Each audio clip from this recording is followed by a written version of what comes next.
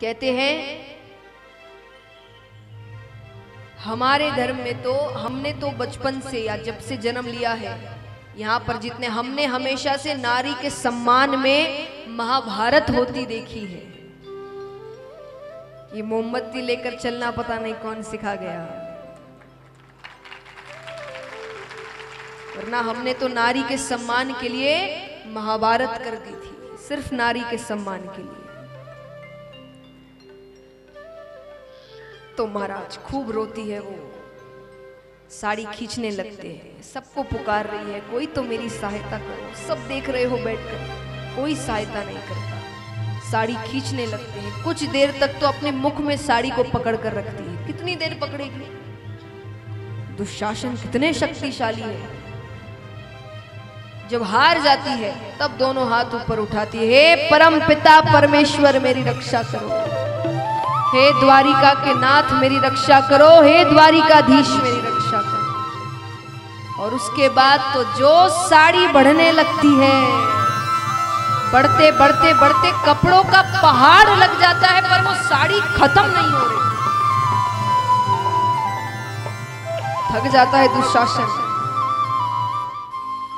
सच में पहाड़ लग जाता है वहां कपड़ों का, पर वो साड़ी खत्म नहीं होती। अब इसके बाद भीम बड़े क्रोधित होते हैं। भीम कहते हैं कि आज मैं प्रतिज्ञा लेता हूं कि ये दुर्योधन जिसने द्रौपदी के लिए ऐसी बातें कही है, मैं इसकी छाती फाड़ कर इसका लहू पीऊंगा। और ये दुशासन जिसने द्रौपदी के वस्त्रों को हाथ लगाने की हिम्मत करी है, मैं इसके दोनों हाथ उखाड़ कर फेंक दूंगा।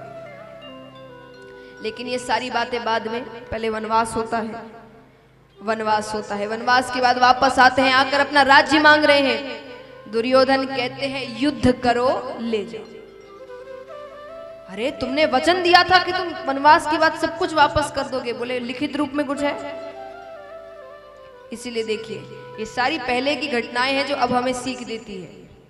इसीलिए आजकल हम हर चीज लिखित रूप में रखते हैं कि कौन अपने बात से मुकर जाए।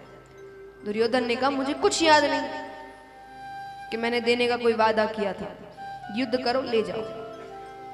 भगवान के पास पांडव जाते। देखिए पांडवों के पास एक ही सहारा है, उनको जब कोई परेशानी होती है वो सिर्फ एक व्यक्ति के पास जाते हैं, और वो है, इसीलिए उन्होंने हर अपनी जंग जीत ली। हमारी नजर में तो भगवान लास्ट ऑप्शन होते हैं, है कि नहीं? पहले बड़े बड़े सेठों से मिलो, लोगों को फोन करो, ये काम कर दो भाई, वो काम कर दो भाई।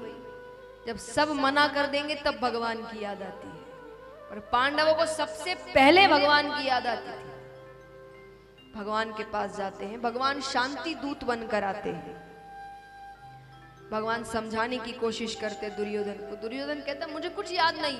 अरे मैं युद्ध के बिना सुई भर भूमि नहीं देने वाला, आप क्या बातें कर रहे हैं?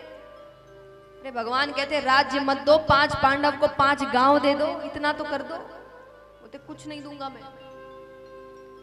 दुर्योधन ने कहा ये सब बातें छोड़िए, मैंने आपके लिए 56 भोग बनवाया है, आकर भोजन करते। भगवान कहते हैं भोजन किसी के यहां भी 2 ही शर्तों पर करना। कौन सी शर्तें?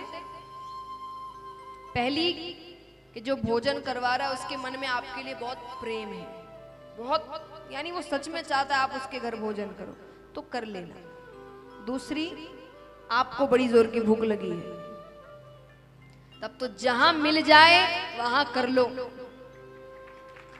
भगवान कहते यहां दोनों ही चीजें मुझे नजर नहीं आ रही, ना तो मुझे इतनी भूख लगी और ना तुम्हारी आंखों में इतना सा भी प्रेम नजर आ रहा है। मैं तो विदुर जी के यहां भोजन करूंगा।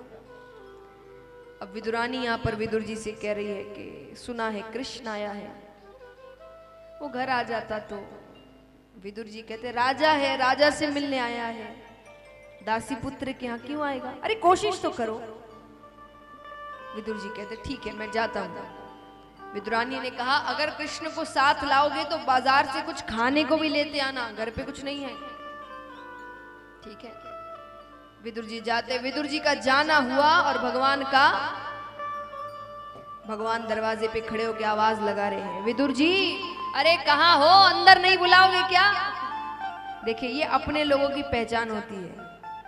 कोई पराया आपके, देखिए आजकल आवाजें तो इतनी नहीं देते, डोरबेल्स होते हैं, घंटियां होती है, तो आएंगे जो बड़े ही पराये से होते, चुपचाप खड़े रहेंगे, एक बार डोरबेल बजाएंगे, इंतजार करेंगे। और यही आपका कोई मित्र होगा तो वो तब तक डोरबेल से उसका हाथ नहीं हटेगा जब तक गेट नहीं खुल जाता। ये अपनापन होता है कि उसको पता है कि आप गेट खोल के चिल्लाओगे नहीं कि भाई कैसी हरकतें कर रहे हैं, क्योंकि आपको पता है वो वैसा ही है। मित्र ऐसे ही होते हैं। तो भगवान भी आते ही जोर से चिल्लाने लगते, अरे कहाँ हो, अरे आजकल तो भूल ही गए, मिलने नहीं आते, ये नहीं करते, खूब बातें कर रहे हैं भगवान।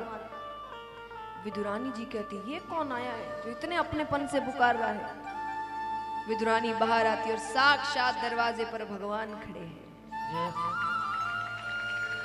आइए हम भी प्रार्थना करते किस दिन हमारे घर भी आ जाए भोजन करने इस प्रकार।